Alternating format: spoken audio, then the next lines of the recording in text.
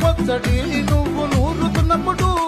బయట తోటి చెమట నువ్వు తుడుచుకున్నప్పుడు దండాన నీ సొక్క ఆరేస్తున్నప్పుడు నీ ఒంటి వాసన తెగ గుర్తొచ్చినప్పుడు